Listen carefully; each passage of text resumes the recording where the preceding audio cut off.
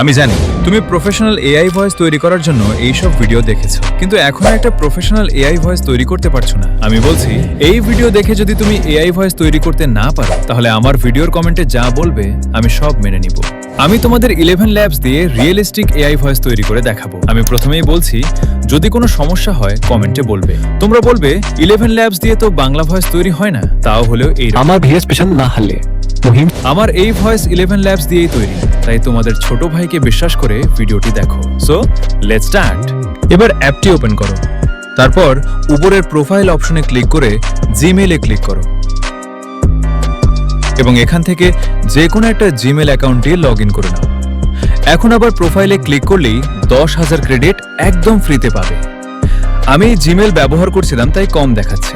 এবার পেছনে এসে টেক্সট টু স্পিচ অপশনে ক্লিক করে এখানে তোমার স্ক্রিপ্ট পেস্ট করো। আমি উদাহরণস্বরূপ এই স্ক্রিপ্টের কিছু লাইন দিয়ে দেখাচ্ছি। স্ক্রিপ্ট কপি করে এনে এখানে পেস্ট করে আবার এখানে ক্লিক করে VEO 3 সিলেক্ট করে অ্যাপ্লাই করে দিলাম। তারপর জেনারেটে ক্লিক করলেই তৈরি হয়ে যাবে। তারপর এখানে ক্লিক করলে এগুলো আসলে এখানে ক্লিক করে কেটে দিবে এবং এখানে ক্লিক করে সেভ অডিও ক্লিপে ক্লিক করে একটা নাম দিয়ে সেভ করে নিবে। এবার বলছি আমি কোন ভয়েস ব্যবহার করি। এখানে এসে বান্টি নাম লিখে সার্চ করলেই এই ভয়েস চলে আসবে, আর এটাই আমি ব্যবহার করি।